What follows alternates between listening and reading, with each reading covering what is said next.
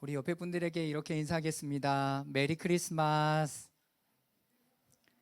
네, 메리 크리스마스. 여러분, 메리 크리스마스가 무슨 뜻인지 아세요? 메리 크리스마스. 우리 교회 어렸을 때부터 다녔잖아요. 메리 크리스마스가 도대체 무슨 뜻이죠? 그래서 무슨 뜻이길래 세상은 그 메리 크리스마스라는 날은 이름은 없애버리고 그 날에 해피 크리스마스, 해피 홀리데이 이런 단어로 바꿔버렸을까요? 여러분, 메리 크리스마스라는 단어는 메리는요 기쁨이에요. 기쁨.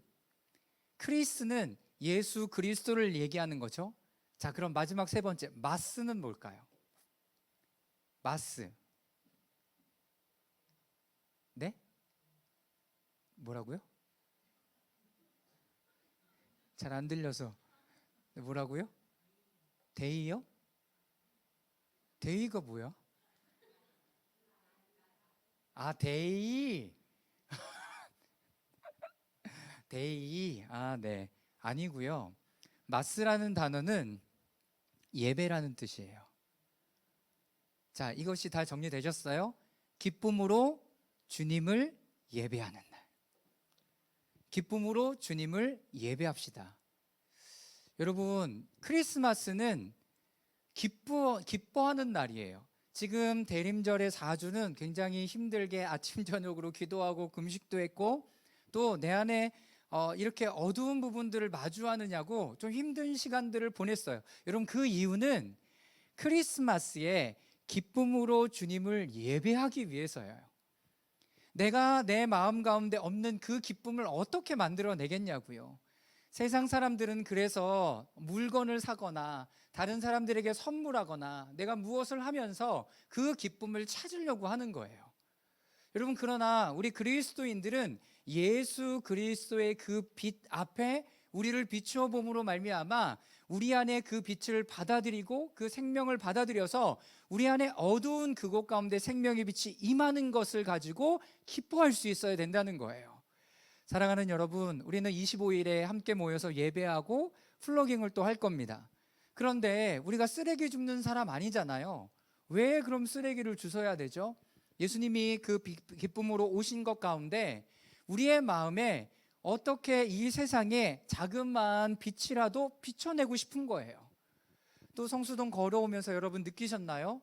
플로깅 한다 그러니까 쓰레기가 더 많이 보이지 않아요?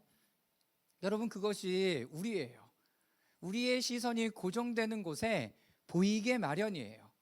그렇기 때문에 우리가 오늘까지 시간들을 잘 보내고 그리고 월, 화, 수, 목 이렇게 다가갔을 때는 여러분들의 기쁨이 더욱더 충만해지는 은혜가 있기를 주님의 이름으로 축원합니다. 아멘. 여러분, 그렇게 갈 때 우리 크리스마스 때 함께 모였을 때는 서로 웰컴하고 기뻐하고 또 조그마한 선물도 하나씩 준비해서 가져오시고 서로 나누는, 내가 선물을 준비하지만 그 안에 예수 그리스도의 마음을 담아서 여러분 준비해 오십시오. 여러분들이 누구에게 보내고 싶고 드리고 싶은 그 자그마한 선물 하나, 그리고 거기에 정성스럽게 성탄의 메시지를 좀 적어주세요. 그리고 가져오시면 우리가 간단하게 예배하고 또 예수님의 생일을 축하하고 또 서로에게 기쁨의 고백을 함께 나누고 그리고 예수님의 생일을 축하하고 그리고 그 마무리한 다음에 우리 성수동에 같이 플러깅 하러 출발하도록 하겠습니다. 여러분, 기쁘셨으면 좋겠어요. 그 날을 기대하면서 기대하는 마음이 여러분들에게 기쁨으로 다가올 수 있었으면 좋겠습니다. 예수님은 기쁨으로 우리에게 오셨습니다. 그래서 그 기쁨을 나누는 여러분 모두들 되기를 주님의 이름으로 축원합니다. 아멘. 우리는 대림절 넷째 주간을 보냅니다. 그러면서 누가복음 1장의 말씀을 통해서 사가랴와 엘리사벳 그리고 마리아의 이야기 그리고 엘리사벳과 마리아의 만남에 담겨진 하나님의 경륜을 보았습니다. 하나님의 경륜이 뭐였습니까? 마리아와 엘리사벳이 만남으로 말미암아서 그냥 세례 요한이 태어나서 예수님의 앞길을 준비했던 게 아니라 마리아의 태 안에 있던 예수 그리스도가 세례 요한에게 세례를 주고 그리고 세례 요한은 광야에서 수며 살면서 하나님의 말씀을 받고 성령으로 충만하게 되어서 그가 등장했을 때에는 많은 사람들에게 회개하라, 하나님의 나라가 가까이 왔다라고 선포할 뿐만 아니라 때가 되었을 때는 예수 그리스도께서 그에게 세례를 받는 장면으로 그 위임의 사명이 연결되는 것을 우리는 알고 있습니다. 여러분, 세례 요한이 어떻게 예수 그리스도에게 세례를 줄 수 있습니까? 여러분, 말이 안 되죠. 그런데 예수님께서 그 세례를 받으시면서 허락하세요. 이제는 그 때가 되었다. 이제는 그 때가 되었다라고 얘기해요. 사랑하는 여러분, 이것이 하나님의 경륜 안에 담겨진 하나님의 마음입니다. 우리는 우리가 가고 싶은 때와 우리의 비전을 살아가는 게 아니라 하나님의 때와 하나님의 비전과 하나님의 마음을 살아가는 것이죠. 여러분, 우리에게 이 말씀을 나누는 이유는 우리 또한 그 부르심 가운데 부름을 받았다는 거예요. 아직 취준생으로 있으면서, 직장을 구하고 있으면서, 직장 안에 여러 가지 어려운 시간들을 보내면서, 또 가정에서 나 자신을 마주하면서, 그리고 자녀들을 양육하면서 힘들고 어려운 고군분투의 시간을 보내면서, 그리고 나이가 들어가면서 우리의 육신이 힘들고 어려워지는 모든 시간들을 다 받아들이면서 나를 위해서 기도하는 것이 아니라 나와 함께하는 이 나이 또래와 이 세대와 한 민족을 살아가는 우리가 서로 기도하며 나아갈 때 하나님께서는 여러분들을 통해서 이 땅에 하나님의 나라가 임하도록 일하신다라는 것입니다. 여러분, 지난 금요일의 시간에 이 시간을 보내는 영적인 의미에 대해서 조금 더 구체적으로 나누었습니다. 오늘은 본격적으로 사가랴와 세례 요한의 탄생에 관한 주님의 마음을 배우기를 원합니다. 그 실제를 배우는 거죠. 지난 금요일에 말씀을 나눌 때 다 잊어먹어도 하나는 여러분 기억하셔야 돼요. 우리가 하나님을 알아가는 방법은 여러 가지 방법이 있어요. 영적인 삶을 살아가는 데는 여러 가지 방법이 있어요. 첫 번째는 지적인 어떤 부분들로 하나님을 알아가는 거예요. 또 한 가지는 마음의, 내 영의 경험을 통해서 하나님을 알아가는 겁니다. 그래서 피정을 다녀오셨던 분들은 하나님의 마음으로, 영으로 하나님을 만나는 것들을 조금 경험했어요. 우리가 익숙한 건 말씀을 듣고 이해하고 받아들이면서 하나님이 그렇구나, 예수님이 그렇구나, 사가랴와 엘리사벳, 마리아 그렇구나, 머리에 담는 것이 익숙하죠. 여러분, 이거 헬라 철학의 영향이에요. 헬라적 사고, 고민해야 돼요. 물어봐야 돼요. 그리고 논리적으로 뭘 생각해야 돼요. 그러나 히브리적 사고는 하나님께서 말씀하시면 그대로 순종하고 따라가는 거예요. 여러분, 그래서 히브리인들, 성경에 나오는 사람들이 질문하는 거 맞습니까? 잘 질문 안 해요. 그런데 아브라함도 하나님께서 부르셨을 때 왜 제가 거기를 가야 됩니까? 왜 나를 불렀습니까? 이런 질문 안 해요. 하나님께서 아브라함을 부르시고 너에게 복 주겠다, 자녀원 주겠다, 그리고 내가 가야 할 땅으로 내가 보내주겠다라고 얘기하셨으니까 그냥 아브라함이 그 여정을 출발해요. 여러분, 그래서 아브라함을 뭐라 그래요? 믿음의 조상이다라고 얘기하는 거예요. 여러분, 믿음은 이런 거예요. 논리적으로 이해되지 않아요. 여러분, 크리스마스에 성탄에 우리 가운데 빛으로 임하시는 그 부분은 논리적으로 이해되지 않는다고요. 내 안에 생명의 씨앗으로 심겼구나. 여러분, 이것을 알아차리는 거예요. 내 영이 알아차리는 거라고요.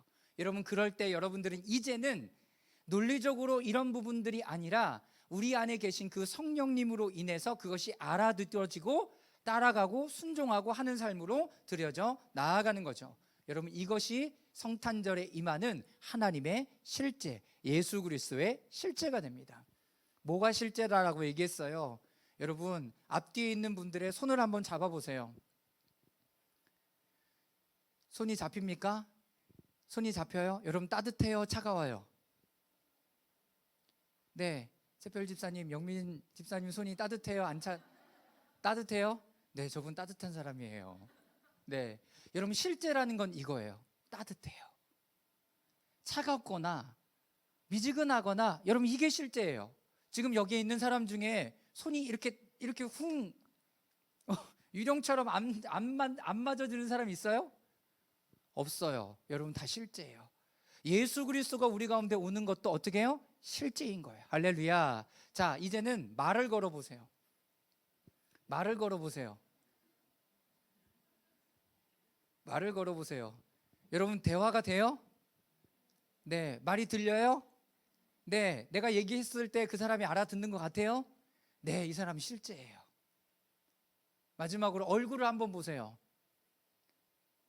잘생겼어요? 예뻐요? 네. 여러분, 요한일서에는 예수 그리스도를 그렇게 소개합니다.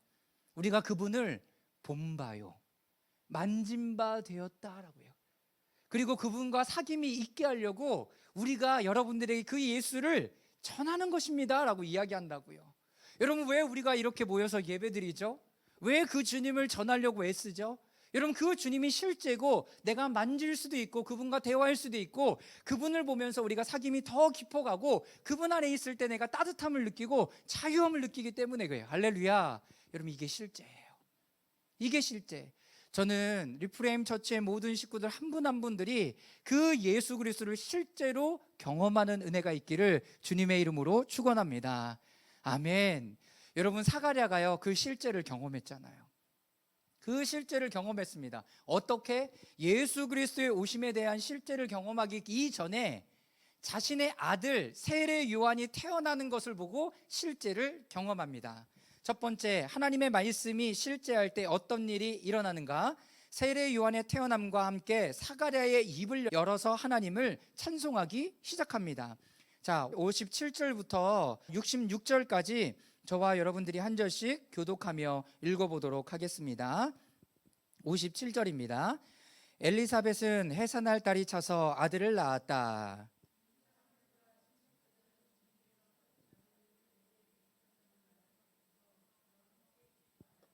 아이가 태어난 지 여드레 때 되는 날에 그들은 아기에게 할례를 행하러 와서 그의 아버지의 이름을 따서 그를 사가랴라고 하였다.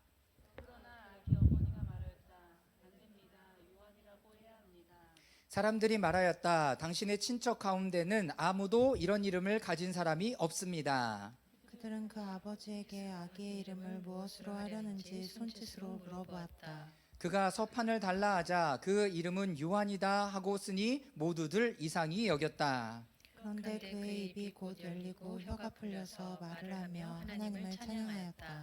이웃들은 모두 두려워하였다. 이 모든 이야기는 유대 온 산골에 두루 퍼졌다. 이 말을 들은 사람들은 모두 이 사실을 그들의 마음에 두고 이 아기가 대체 어떤 사람이 될 것인가 하고 말하였다. 주님의 보살피는 손길이 그 아기와 함께 하시는 것이 분명했기 때문이다. 아멘. 자, 이제는 때가 돼서 엘리사벳이 아이를 낳았습니다. 우리는 이 아이가 누군지 너무 잘 알죠? 이 아이는 세례 요한입니다. 유대 전통에 따라서 난 지 8일 만에 이 아이는 세례를 받을 거예요. 우리는 다음 주 말고 한 주 더 건너떠서 25일 그 다음 날인 금요일 날 이 메시지를 들을 거예요. 예수님의 할례에 대한 이야기, 할례에 대한 이야기를 들을 거예요. 자, 그런데 할례를 행할 때 아이의 이름을 불러줘요.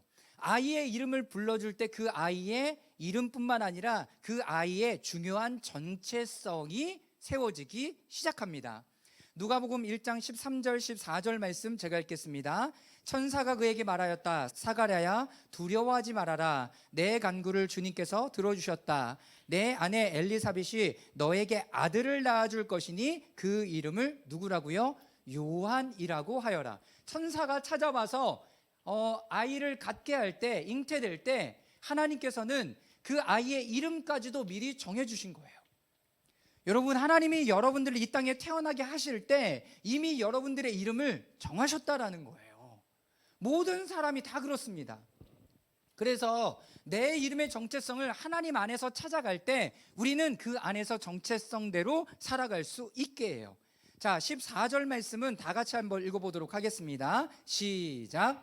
그 아들은 내게 기쁨과 즐거움이 되고 많은 사람이 그의 출생을 기뻐할 것이다. 그 아들은 내게 기쁨과 즐거움이 된대요. 아이가 태어났으니까 얼마나 기쁘고 즐거워요. 근데 많은 사람이 그의 출생을 기뻐할 거래요. 여러분, 예수님이 탄생하실 때도 많은 사람이 기뻐했어요. 왜? 기다렸으니까. 근데 그 실질적으로 아이가 태어났을 때 본 사람들은 누구였어요? 동방박사들밖에 없었어요. 예수님이 태어난다라는 얘기, 마리아라는 그 넷플릭스 영화를 보면 그 얘기를 해요. 요셉이 막 문을 두드리면서 우리를 한번 하루 재워달라고 막 이렇게 막 돌아다니면서 그렇게 문을 두드려요. 그런데 사람들이 이런 얘기를 해요. 대사를. 집주인이 이런 대사를 하는 거죠. 이때에 메시아가 태어날 거예요. 이때에 메시아가 태어날 거예요 하는 대사를 해요. 그러니까 그 당시에 사람들도 누구를 기다리고 있었던 거예요? 메시아를 기다리고 있었던 거예요. 그런데 정작 메시아가 태어날 그 마리아와 그 요셉을 가정을 받아주는 사람들이 아무도 없었다는 거예요. 여러분, 여러분들의 마음에 예수님께서 오늘 문을 두드리신다고요. 왜? 내가 너의 몸에 잉태되고 너의 몸에 찾아갈래? 라고 얘기하는데 아니에요. 예수님 오실 건데요. 그런 방법은 아닌 것 같아요. 라고 말할 수 있나요? 여러분, 그거는 놓쳐버리는 거예요. 그래서 계시록에 내가 문 밖에 서서 문을 두드리노니 누구든지 그 음성을 듣고 문을 열면 내가 그에게로 들어가 어떻게 한대요? 그로 더불어 먹고 마신대요. 여러분, 내 마음의 문을 어떻게 해요? 열어야 돼요.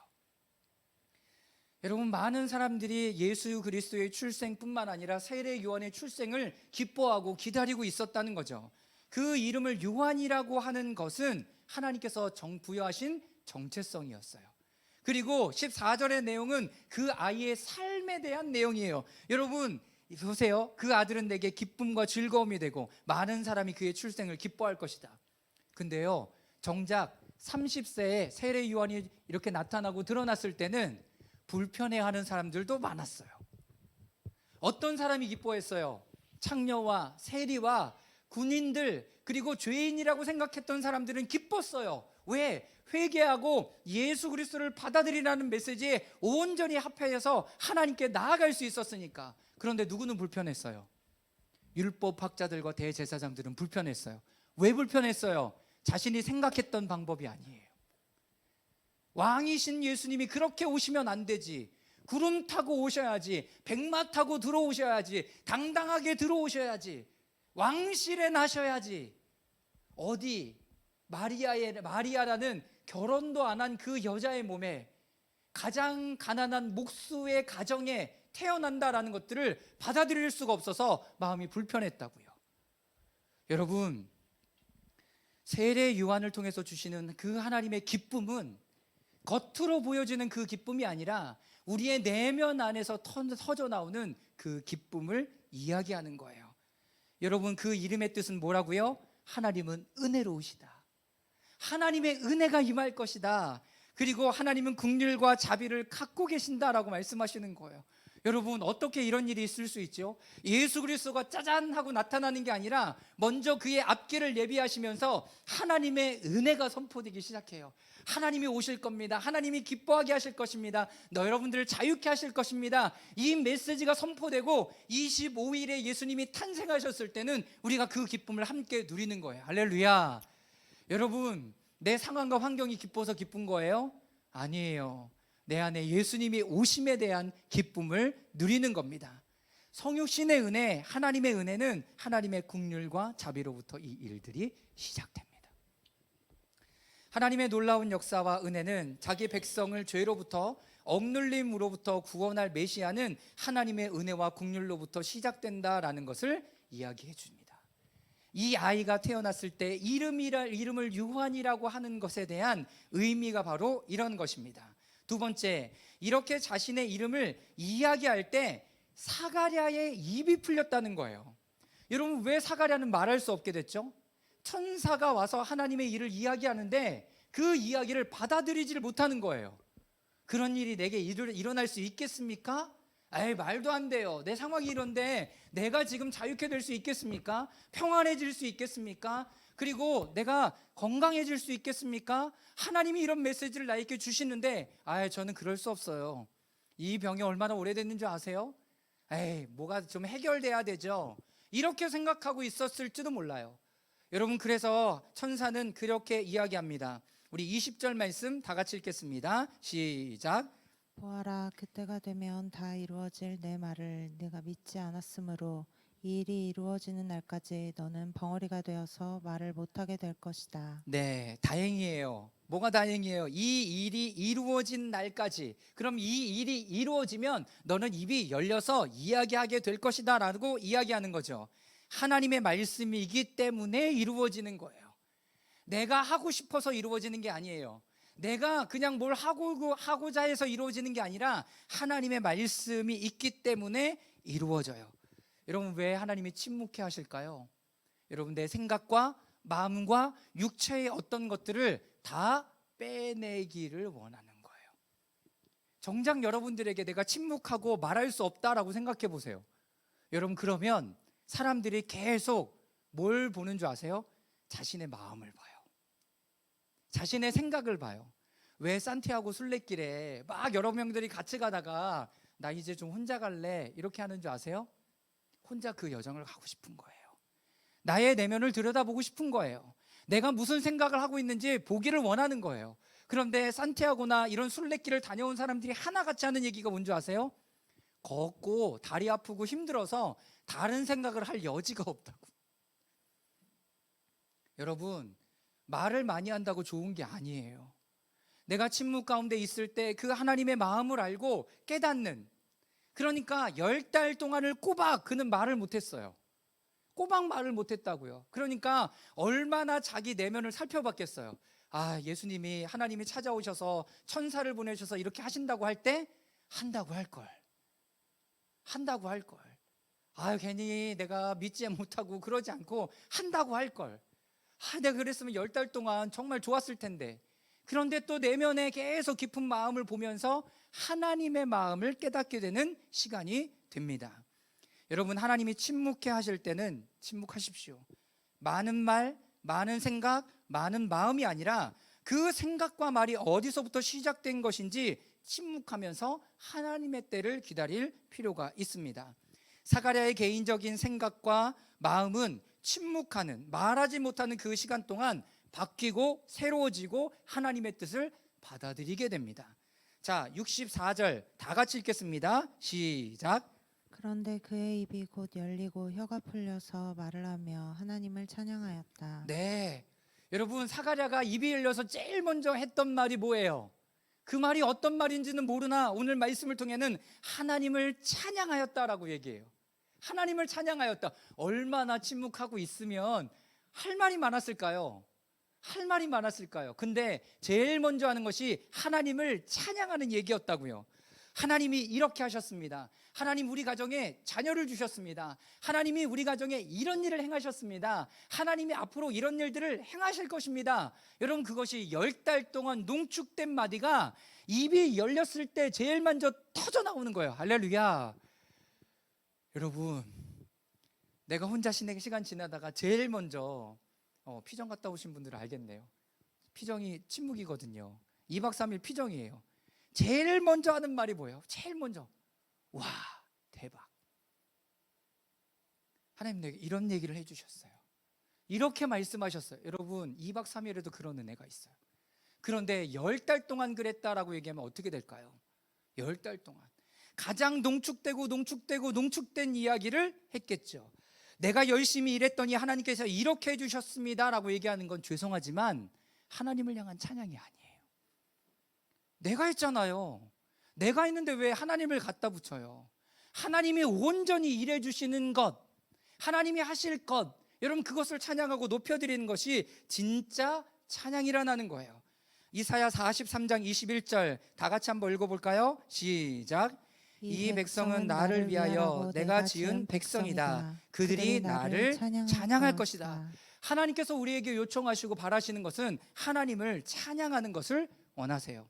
사랑하는 여러분, 사가랴는요, 입이 열렸을 때 제일 먼저 하나님을 찬양합니다. 제가 이렇게 했더니 침묵하고 있었더니 하나님 이렇게 해주시더라가 그런 것이 아니라 하나님께서 이 가정에, 우리 가정에, 우리의 세대에 놀라운 일을 행하셨습니다. 하나님이 이제 더 일하실 거예요. 앞으로 일어날 일들에 대한 예언을 펼쳐놓기 시작합니다. 할렐루야. 여러분, 이것이 세례 요한이었습니다. 사가랴의 입이 열렸어요. 여러분, 실제죠. 어떤 자신의 아들이 태어나는 그것이 실제가 되니까 입이 열려서 하나님을 찬양해요. 두 번째, 메시아의 오심에 대한 예언이 그 아들에게, 그 예언에게 실려져 있습니다. 세례 요한의 일반적인 삶과는 거리가 먼 삶을 살았으며 지금까지 본 적 없는 새로운 모습으로 살았죠. 하나님 나라는 새로운 접근 방식을 가지고 우리에게 오십니다. 자, 사가랴에 대한 예언은 먼저 세례 요한 자신의 아들에게만 집중되어져 있지 않습니다. 자신의 아들이 기쁨이 되겠다라는 이야기했어요. 자, 이제 세례 요한이 아니라 예수 그리스도에 대한 이야기를 펼쳐내기 시작합니다. 67절에서 75절까지의 말씀을 저와 여러분들이 한 절씩 교독하며 읽도록 하겠습니다. 요한의 아버지 사가랴가 성령으로 충만하여 이렇게 예언하였다. 주 이스라엘의 하나님은 찬양받으실 분이시다. 그는 자기 백성을 돌보아 속량하시고 우리를 위하여 능력 있는 구원자를 자기 종 다윗의 집에 일으키셨다. 예로부터 자기의 거룩한 예언자들의 입으로 주님께서 말씀하신 대로 우리를 원수들에게서 구원하시고 우리를 미워하는 사람들의 손에서 건져내셨다. 주님께서 우리 조상에게 자비를 베푸시고 자기의 거룩한 언약을 기억하셨다. 이것은 주님께서 우리에게 주시려고 우리의 조상 아브라함에게 하신 맹세니 우리를 원수들의 손에서 건져 주셔서 두려움이 없이 주님을 섬기게 하시고 함께 읽겠습니다.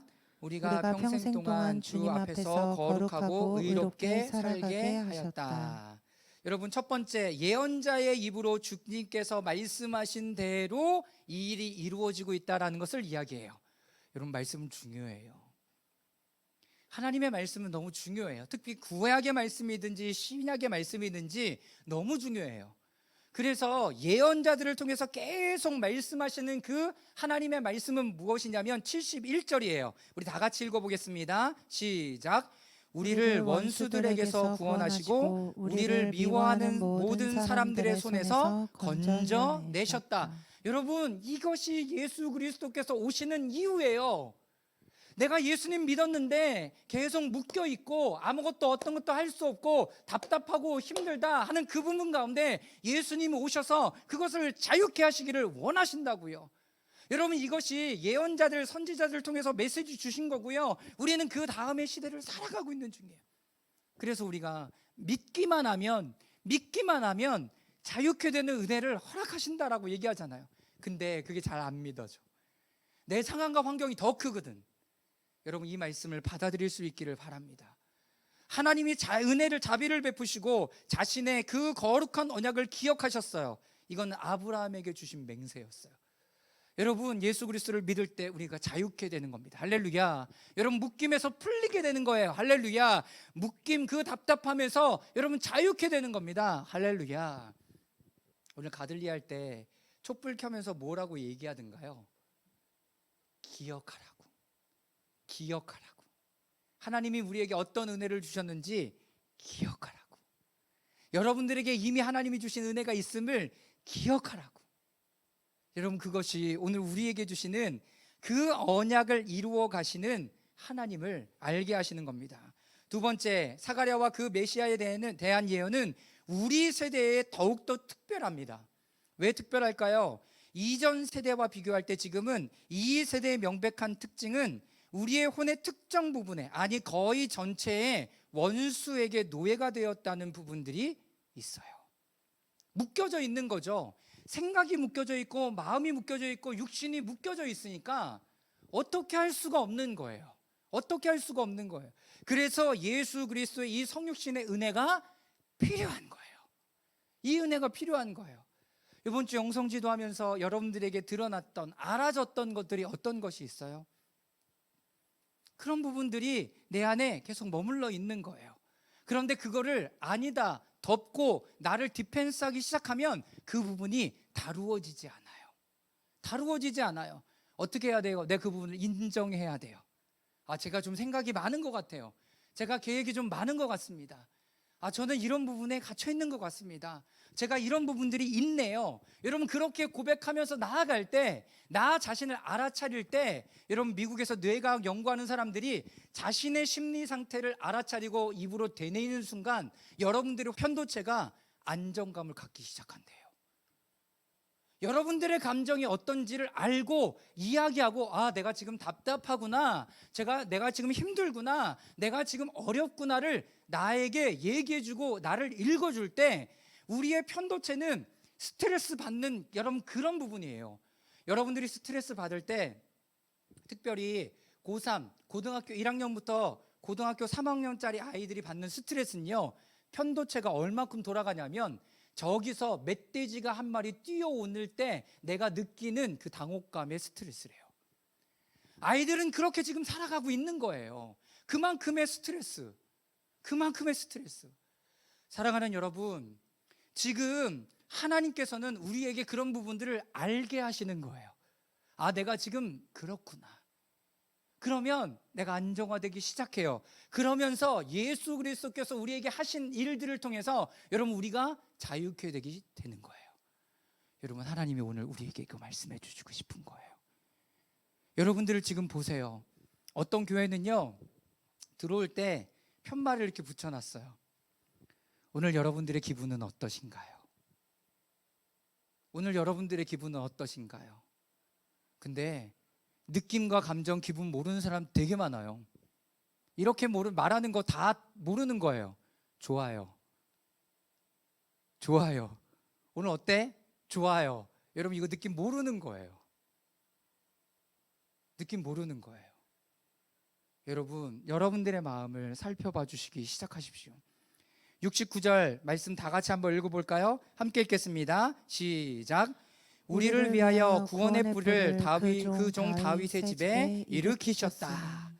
여러분, 구원의 뿔이 뭐예요? 구원의 뿔. 여러분, 이거는 지금 개역개정 말씀이거든요.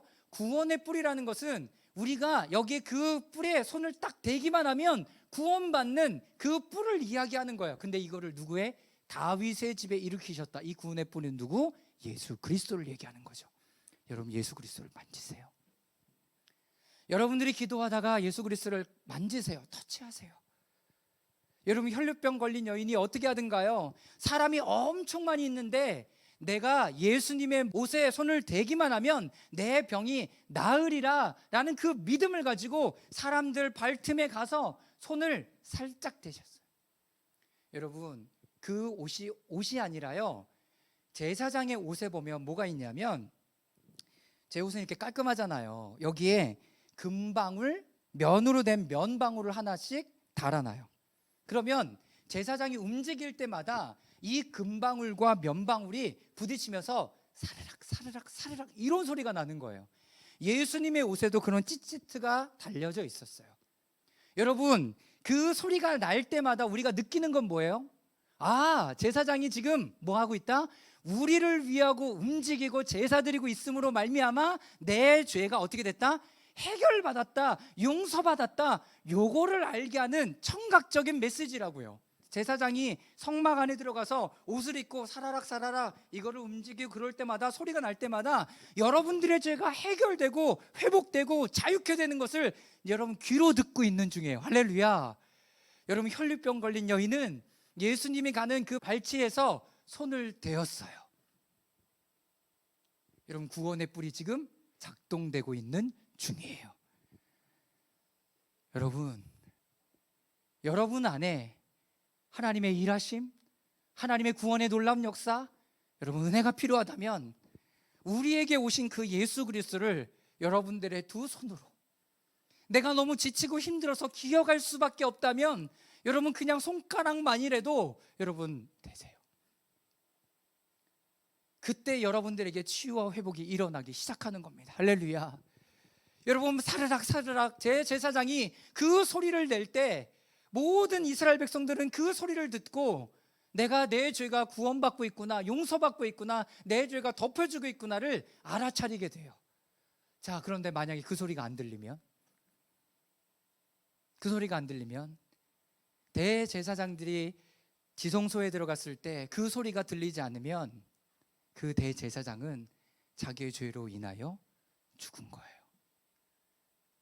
그래서 발과 손목에 항상 끈을 메고 들어갔어요. 왜?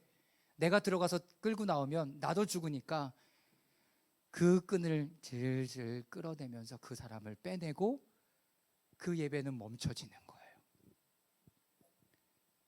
여러분, 우리의 대제사장 예수 그리스도는 어떤 분이시라 그랬어요? 인간과 같지 않아요. 영원히 우리의 죄를 위해서 속죄하실 수 있는 단 한 번의 그것을 이루어내실 수 있는 하나님 아버지이셨어요. 대제사장이었죠. 단번에 그것을 해결하고 속량하셨어요. 여러분, 속죄와 속량의 차이가 뭔지 아세요? 속죄는 그냥 덮어지는 거예요. 속죄, 죄를 덮어준다. 근데 예수 그리스도를 통한 속량은 여러분, 우리의 죄가 없어지고 좋은 사람으로 바뀌어지는 거예요. 할렐루야. 하나님은 여러분들을 좋은 사람으로 부르셨습니다. 자, 옆에 분을 보고 이렇게 이야기해 주세요. 당신은 좋은 사람입니다. 당신은 그리스도 안에서 좋은 사람입니다. 네, 맞아요. 여러분 좋은 사람이에요. 여러분 좋은 사람이라고요. 예수 그리스도를 믿고 내가 좋은 사람이 됐다고요. 거기에 머물러져 있지 않다고요. 여러분, 우리가 그의 옷에 손을 대었을 때 이미 나는 용서받았고 치유받고 회복되었다고요. 여러분, 이런 일이 어떻게 일어나요? 자, 68절 69절 말씀입니다. 함께 읽겠습니다. 시작. 주 이스라엘의 하나님은 찬양을 받으실 분이시다. 그는 자기 백성을 돌보아 속량하시고 우리를 위하여 능력 있는 구원자를 자기 종 다윗의 집에 일으키셨다. 여러분, 저기에 제가 빨간색으로 볼트채로 쳐놨잖아요. 돌보아 속량하시고, 영어 성경에는 비지티드, 방문하셨다 이렇게 돼 있어요. 여러분, 그 메시아이신 그 주님이 우리를 어떻게 해요? 방문해 주셨어요. 다시 말하면 찾아와 주셨어요. 아기 예수님으로 다가와 주셨어요. 여러분, 그러므로 말미암아 내가 자유케 되었답니다. 여러분, 그 주님이 오셔야 돼요. 어디에? 우리의 마음에 오셔야 돼요. 우리의 삶에 오셔야 돼요. 하나님께서 나를 다스려 주셔야 돼요. 여러분, 그럴 때 우리는 온전히 자유케 됨을 믿으시기를 바랍니다. 성탄절에 우리 주님은 자신이 약속한 그 언약을 이루시기 위해서 자신의 백성을 돌보아 찾아오십니다. 그리고 속량하실 뿐만 아니라 우리의 모든 노예가 된 부분들을 구원하시고 치유하시고 회복하셨습니다. 여러분, 그래서 우리가 가감없이 숨김없이 하나님을 찬양하고 예배하고 나아갈 수 있게 되는 겁니다. 세 번째, 이 말씀은 예수님의 이 땅에 오심에 어떻게 실제가 되었습니까? 사가랴는 세례 요한이 태어날 때 이것이 실제가 되었습니다. 그러니까 우리는 12월 25일에 우리 가운데 실제가 되겠죠. 사가랴의 예언은 하나님을 찬양하는 것입니다. 절박한 상황, 어두움, 밤낮으로 하나님을 예배할 수 없는 것, 이 모든 것을 위해 성육신의 은혜가 매우 구체적으로 절실하게 필요한 거죠. 여러분, 예수님의 실질적으로 오심은 역사를 뒤바꿨어요. 역사. 우리 역사 선생님 있잖아요.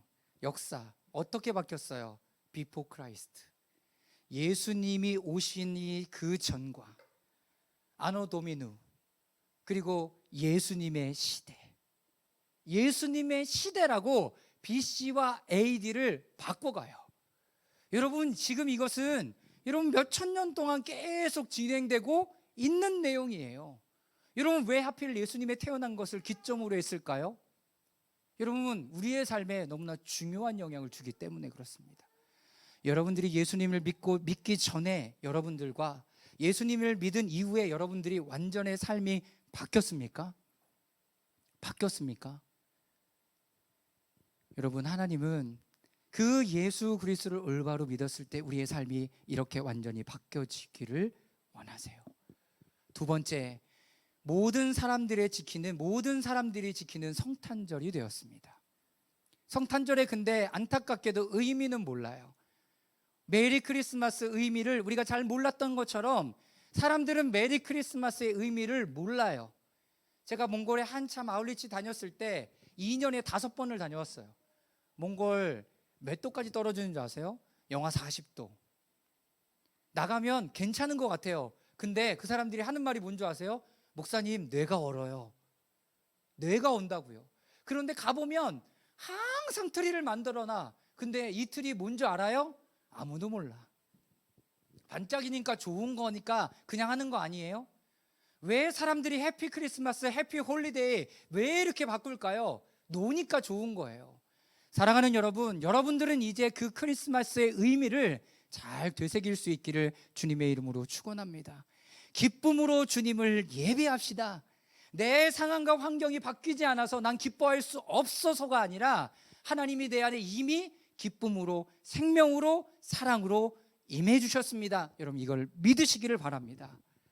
성탄 트리에 저 빨간색으로 된 동글동글한 거 뭔지 아세요? 네, 새로 오신 분들이 많이 계시기 때문에 다시 한번 말씀드리는 거예요. 자, 저기 빨간색으로 된 동글동글한 거 다 걸잖아요. 여러분, 저게 뭔지 아세요? 모르세요?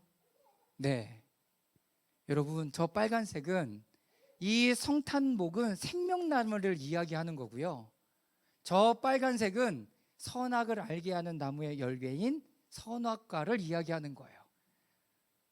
자, 그러면 반짝이는 거는 뭘까요? 반짝이는 거. 지금 우리는 반짝이는 거를 뭘로 대신했어요? 전구로 대신했어요. 저 반짝이는 거는 뭘까요? 초를 상징하는 거죠.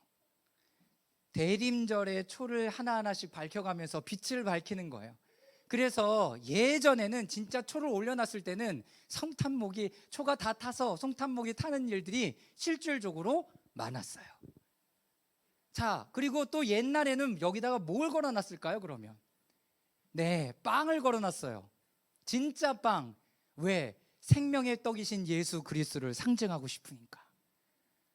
여러분, 이것이 성탄목의 의미예요. 그냥 반짝이고 예쁘고 너희들 즐겨라, 사진 찍는다, 여러분 이런 걸로 만들어 놓은 게 아니에요. 저 나무 하나를 보면서 예수 그리스도를 상징하게 되고요, 생명나무를 보게 되고요, 아담이 따먹었던, 하와가 따먹었던 그 선악의 나무 열매를 보게 하고요, 그리고 대림절의 빛을 보게 하는 의미들을 가지고 있는 거예요. 할렐루야.